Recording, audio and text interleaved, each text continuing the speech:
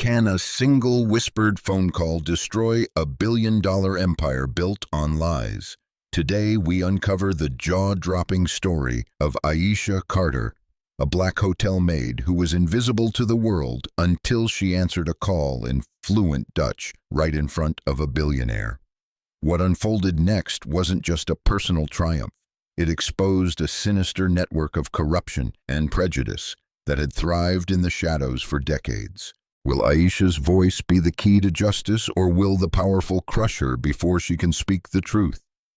Stay until the end for a twist so shocking you won't believe it. Aisha Carter, a 30-year-old black woman, works as a housekeeper at the Regal Summit Hotel, an iconic luxury establishment in the heart of Manhattan.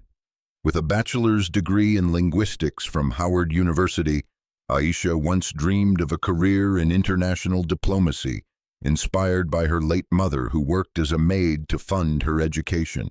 However, financial hardship and systemic barriers forced Aisha into a grueling job cleaning hotel rooms for 7 years. She sends most of her earnings to support her younger brother Marcus, who's studying engineering in Atlanta while enduring constant microaggressions from her supervisor, Margaret Hensley, a cold, calculating woman who seems to relish belittling her staff, especially those of color. On a chaotic Monday morning in the bustling lobby of the Regal Summit Hotel, Aisha meticulously polishes the gleaming marble floors, her worn-out uniform a stark contrast to the opulence around her. Her phone buzzes in her apron pocket, and she glances at the screen, her breath catching in her throat. It's an international number from the University of Utrecht in the Netherlands. For 6 years, she has applied for a master's scholarship in applied linguistics, facing rejection after rejection. This call could be her last chance to escape the dead-end cycle of her current life. Despite the hotel's strict rule against personal calls during shifts, a rule enforced with ruthless precision by Margaret Hensley, Aisha knows she can't ignore it. She ducks behind a gilded pillar, her heart pounding like a drum, and answers in a hushed tone. The voice on the other end belongs to Professor De Vries, who speaks in fluent Dutch, inquiring about a delay in her application essay. Aisha responds effortlessly, in the same language, her pronunciation flawless, as she explains a technical glitch that delayed her submission. Her voice, though soft, carries a quiet confidence as she navigates the conversation, unaware that she's being watched. Standing just a few feet away near the grand staircase is Edward Langston, the 52-year-old billionaire owner of the Regal Summit chain. He's in the middle of a casual inspection when he overhears Aisha's conversation, his curiosity piqued by her linguistic fluency. Beside him stands Margaret Hensley, her face twisting into a mask of rage as she spots Aisha breaking protocol. As Aisha hurriedly ends the call with a polite, "Ik bel u later" to rug, "I'll call you back later," Margaret's voice cuts through the air like a whip. "Carter, my office." Now, the walk to the cramped basement office feels like a death march. Aisha senses the stares of her co-workers. Some offer fleeting looks of sympathy, while others, conditioned by the hotel's toxic hierarchy, smirk at her impending doom. At 30, she's the only black woman with a college degree in the housekeeping department, a fact Margaret seems determined to erase. Aisha's mind races back to her mother's words, "No matter how they try to break you, baby, your mind is your power. Don't let them steal it." In the dimly lit basement office, Margaret unleashes a torrent of anger. "You know the rules, Carter. No phones during shifts, especially not in the lobby where guests can see you. And what was that nonsense you were speaking? I don't care if it's Dutch or gibberish. You've humiliated this hotel in front of Mr. Langston himself." Aisha feels the sting of injustice burn in her chest. She's witnessed white receptionists taking personal calls without so much as a warning, yet for her every misstep is magnified. She tries to explain it was an important call about a scholarship, but Margaret cuts her off with a sneer. "I don't care about your excuses. You're reassigned to the service kitchens for the next 4 months. Double shifts, no overtime. Be grateful I'm not firing you on the spot. The service kitchens are the hotel's dirtiest, most grueling assignment, a place where staff are often sent as punishment. Aisha knows this isn't just about the phone call, it's personal. Margaret has always targeted her, nitpicking her work, making snide comments about her fancy degree being useless. As Aisha turns to leave, her spirit crushed, she overhears Margaret muttering to Philip Drayton, the hotel's operations director, in the hallway outside. We can't let Langston dig too deep into the staff files. If he finds out about the vendor contracts, we're finished. And that Carter girl, she's trouble. Keep an eye on her.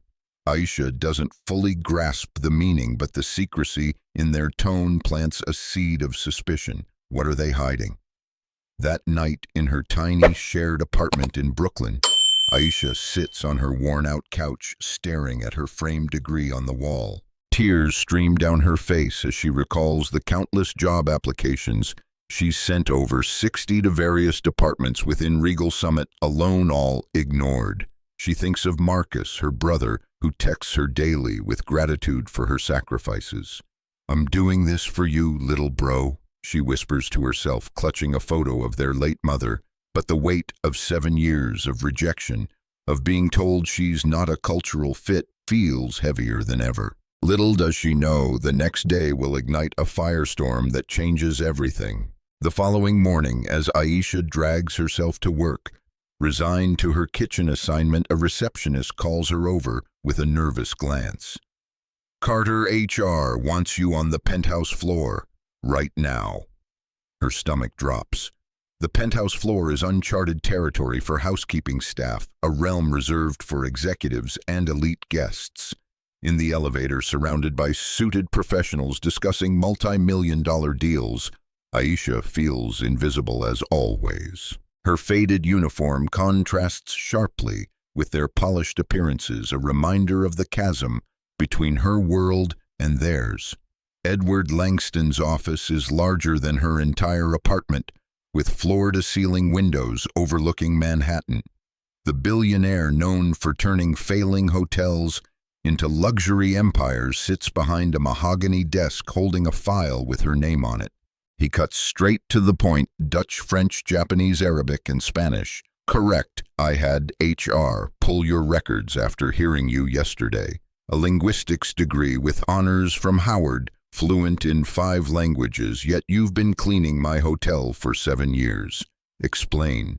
Aisha, trembling but bolstered by her mother's memory, lays bare the brutal truth. I've submitted over 60 applications to your international relations department. Not one response. I've requested internal transfers 18 times, all denied by Margaret Hensley and Philip Drayton. I've been told I don't fit the image of the department. Edward's expression darkens as he jots down the names. He reveals he's been investigating alarming turnover rates among minority staff through a private consulting firm suspecting systemic issues within his chain. I'm hosting a global summit starting tomorrow with Dutch, Japanese, and Middle Eastern delegates. I need someone fluent in multiple languages who grasps cultural subtleties. Not to clean their rooms, he adds, catching her skeptical look, but as interim international liaison. Salary, $7,000 a week, effective today. Aisha is stunned, her mind reeling. Why me? There are agencies with translators on call, she challenges. Edward leans forward, his gaze piercing. I heard you speak Dutch like a native. You've got the skills I need. And I believe something rotten is festering in my company. I intend to root it out, starting with you. Before she leaves, Edward hands her a new badge, an access card, a symbolic key to a world she's been locked out of for years. As Aisha exits Edward's office, clutching her new badge, she encounters Margaret in the corridor.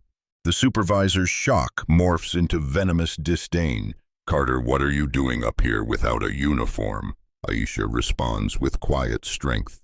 I'm the new international liaison by direct order of Mr. Langston. Margaret's eyes narrow to slits. You think you've won? You have no idea who you're up against. Watch your back, little girl. The threat sends a chill down Aisha's spine, but she refuses to show fear. Margaret storms off, muttering under her breath about needing to handle this. In the HR department, Aisha meets an unexpected ally, Layla Simmons, a young black recruitment officer who's thrilled to see her rise. "I saw your file when I started 6 months ago," Layla confides as she processes Aisha's paperwork. "I couldn't believe someone with your credentials was stuck in housekeeping. I tried raising it with Drayton, but he shut me down fast, said it wasn't my place. Be careful, he and Hensley are tight, and they've got secrets. I've seen them shredding documents late at night in the admin office." Layla's warning echoes the whispered conversation Aisha overheard, deepening her unease. What could be so damning that they're destroying evidence? That evening, as Aisha prepares for her new role, she receives a cryptic text from an unknown number. "Drop this now, or you'll lose more than a job." Her pulse quickens. Is it Margaret Drayton? Someone else. She saves the message as evidence, her suspicion growing that her sudden promotion has rattled a hidden power structure within the hotel. As Aisha dives into preparations for the summit, she's given access to event documents and immediately spots a problem. The Japanese translation materials are riddled with errors, some so severe they could be interpreted as insults, potentially derailing multi-million-dollar deals. Working late into the night in a borrowed conference room, she corrects the translations, her expertise shining through.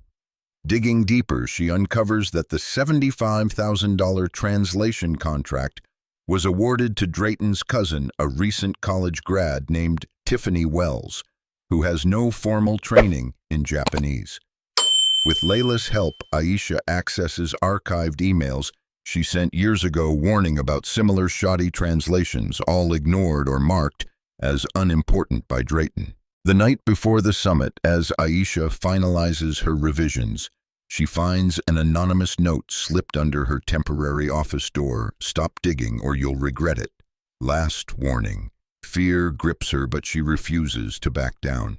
She backs up her evidence on a secure USB drive and entrusts a copy to Layla, instructing her to keep it safe. "If anything happens to me, get this to Langston," she whispers.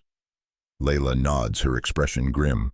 The summit begins, and Aisha excels navigating conversations in Dutch, Japanese, and Arabic with finesse. She mediates a tense negotiation between a Dutch tech mogul and a Japanese investor, using cultural proverbs to bridge misunderstandings, securing a preliminary $8 million deal in the first hour. Delegates are impressed, and a Dutch executive even recognizes her from a linguistics conference paper she published online during college, boosting her credibility. Edward watches from the sidelines, noting her impact with quiet approval. However, on the second day, disaster strikes. A revised document with deliberate errors is distributed to the Japanese delegation under Aisha's name, causing outrage. One delegate, Mr. Tanaka, threatens to walk away from a $12 million partnership, accusing the hotel of disrespect. Aisha, realizing this is sabotage, traces the document's digital footprint with Layla's assistance. They discover it was sent from Margaret Hensley's computer, time-stamped late the previous night. Armed with irrefutable proof screenshots, email logs, and the original correct version, Aisha confronts Edward in his private suite, presenting the sabotage evidence alongside the inflated contract records. "This isn't just incompetence," she says, her voice steady. "It's a setup to discredit me and protect their schemes." Edward's face hardens. "I'll handle this, but I need more, everything you can find." To add emotional depth and a sense of collective struggle, I introduce two supporting characters whose stories mirror Aisha's. Jamal Reed, a former black concierge fired unjustly 3 years prior, reaches out to Aisha after hearing of her promotion through the hotel grapevine. Meeting her in a quiet diner near the hotel after hours, he reveals he was let go after questioning Drayton's shady vendor contracts. I caught him inflating invoices for cleaning supplies, thousands of dollars siphoned off monthly. When I reported it, they fabricated a theft charge against me, lost my job, my reputation. But I kept copies of the invoices, Jamal says, sliding a USB drive across the table. I lost everything for speaking up, but it'll help you if it means justice. His evidence becomes a critical piece in Aisha's fight, hinting at deeper financial misconduct. Elena Morales, a 35-year-old Latina single mother working in the laundry department, is another hidden talent Aisha discovers. With a degree in accounting from a community college, Elena was passed over for promotions due to her accent and background, often mocked by Margaret as not polished enough. Aisha, recognizing her potential, recruits her to analyze the summit's budget as an unofficial assistant. Elena uncovers discrepancies, suggesting funds were siphoned off through fake invoices for non-existent services, some linked to the same vendors Jamal flagged. "I've seen these names before," Elena whispers during a late-night review session. "They billed for equipment we never received."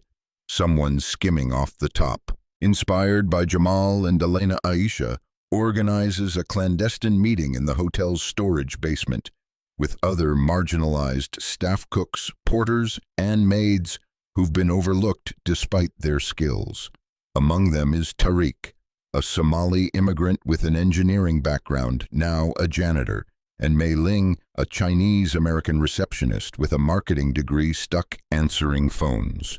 Together they share stories of rejection and form a quiet alliance, vowing to support Aisha's mission. "We're not just fighting for you," Tariq says. "We're fighting for all of us." This community subplot underscores the systemic nature of the discrimination, showing Aisha she's part of a larger battle. Edward, enraged by the sabotage and mounting evidence of corruption, calls an emergency meeting of all staff and executives in the hotel's grand ballroom.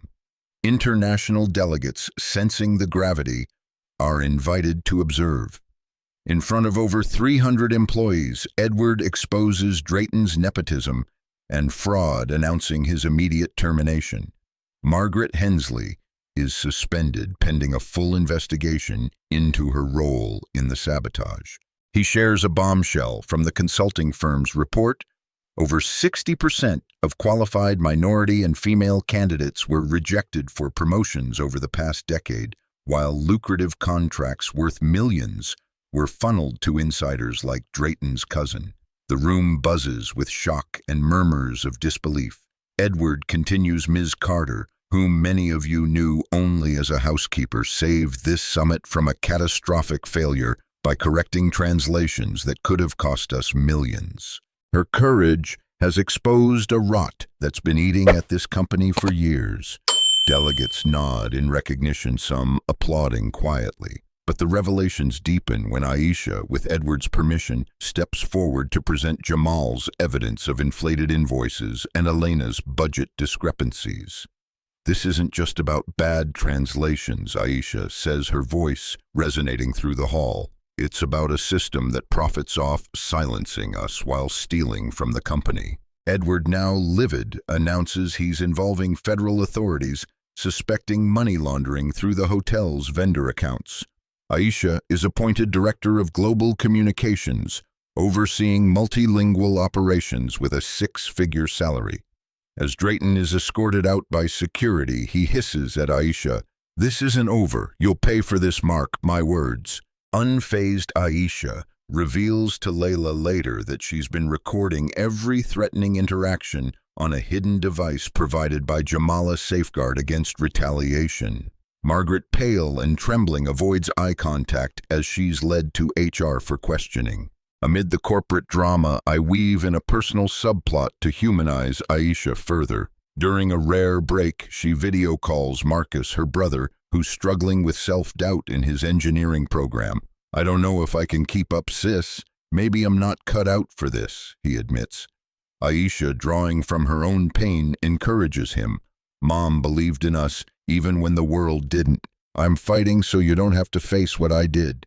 Keep pushing, I've got your back." This moment reinforces her motivation, showing her fight isn't just for herself, but for her family's future. Later, Aisha visits her mother's grave in a small Brooklyn cemetery, a ritual she's maintained since her mother passed away 5 years ago from overwork and inadequate health care. Kneeling beside the weathered tombstone, Aisha whispers, "I'm making them see us, Mom. I'm making sure no one else gets buried under their lies." This personal anchor adds a layer of emotional stakes to her battle, reminding viewers why she persists despite the risks. She also discovers an old letter from her mother tucked in a family keepsake box. Written during Aisha's college years, it reads, "Your voice is your weapon, baby. Speak even when they don't want to hear." The letter becomes a talisman, fueling her resolve during the darkest moments of her fight. Following the public confrontation in the ballroom, Edward Langston wastes no time. Within 48 hours, he contacts the FBI's Financial Crimes Unit, providing them with Jamal's invoices, Elena's budget analyses, and Aisha's documentation of the sabotage translations. Aisha is called into a private meeting with 2 federal agents, Agent Harper and Agent Ruiz, who reveal that the vendor contracts flagged by Jamal are linked to a larger network of shell companies suspected of laundering money across multiple hotel chains in the Northeast. "Your evidence could be the key to cracking this wide open," Agent Harper tells her. "But it puts a target on your back. Are you prepared for that?" Aisha, clutching her mother's letter in her pocket, nods. "I've been invisible for too long. I'm not hiding anymore." As news of the investigation leaks within the hotel, Aisha gains unexpected allies among the executive ranks. Victor Nguyen, the hotel's head of security and a Vietnamese American who's faced his own share of discrimination, approaches her discreetly. "I've seen Drayton and Hensley moving files late at night for years. I didn't speak up because I thought I'd lose my job. But I've got camera footage from the loading dock and marked vans picking up boxes after hours. It's yours if you need it." Victor's footage shows Drayton personally overseeing the transfer of what appear to be financial ledgers, adding another layer of evidence to the case. This alliance with Victor, a man who's also been marginalized, reinforces the theme of solidarity across different backgrounds. Meanwhile, Margaret Hensley, under suspension, attempts a desperate counterattack. She spreads rumors among staff that Aisha fabricated evidence to frame her and Drayton, hoping to turn opinion against her. Some employees loyal to Margaret, out of fear or favoritism, begin whispering doubts. Aisha overhears a group of housekeepers gossiping in the break room. She's just trying to get rich. Quick. Why should we trust her? The betrayal stings, but Aisha, with Layla's encouragement, decides to address it head-on. She organizes an open forum in the staff cafeteria, inviting anyone with concerns to speak directly to her. "I'm not here to tear anyone down," she says, her voice steady. "I'm here to make sure no one else gets stepped on like I was. If you've got proof I'm lying, show it. If not, help me build something better." Her transparency wins over many skeptics, and the tide begins to turn in her favor.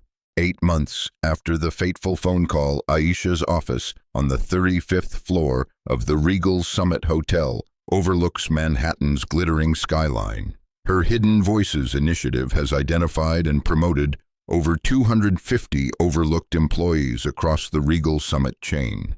Elena Morales now heads a regional finance team, uncovering additional fraud in other branches. Jamal Reed has been rehired as a community outreach coordinator, using his experience to mentor young staff. Tariq, the Somali janitor, is training to become a facilities engineer, while Mei Ling leads a marketing campaign that boosts the hotel's international bookings by 30%.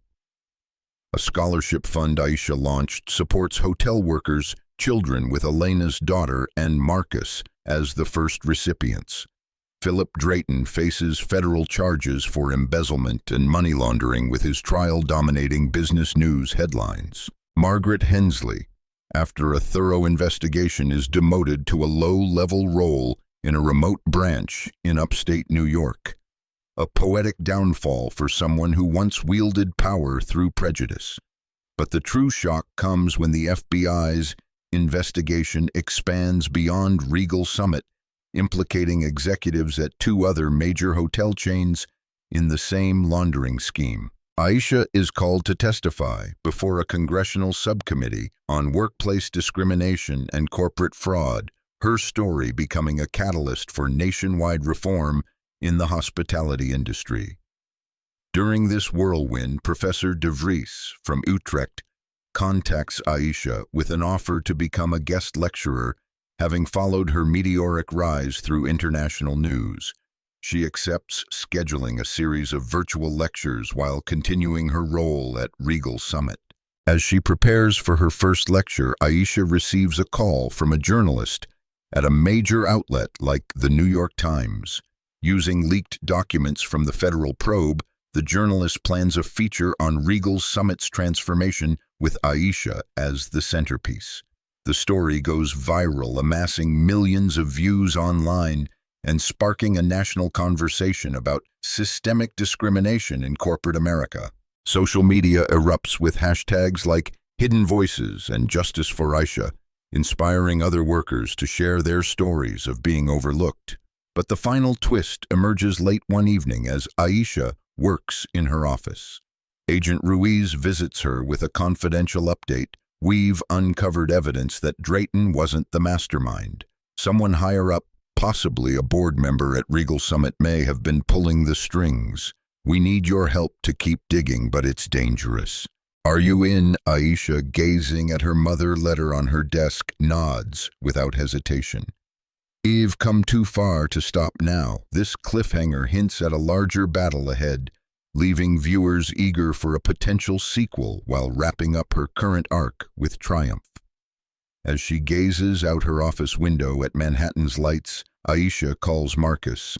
I did it for us, for Mom's memory. Those doors she thought were locked forever, I've kicked them wide open, and I'm not done yet.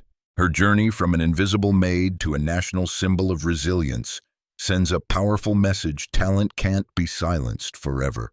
What does Aisha Carter's epic journey teach us? Talent knows no boundaries of race, class, or job title, but too often it's buried under prejudice and greed. Aisha didn't just shatter the glass ceiling for herself. She dismantled it for hundreds of others, proving that true power lies in opening doors for everyone. Are you overlooking hidden voices in your own life or workplace? Maybe it's time to listen. Share your thoughts in the comments below, and don't forget to hit subscribe for more stories of resilience and change. Let's build a world where no one's potential is silenced.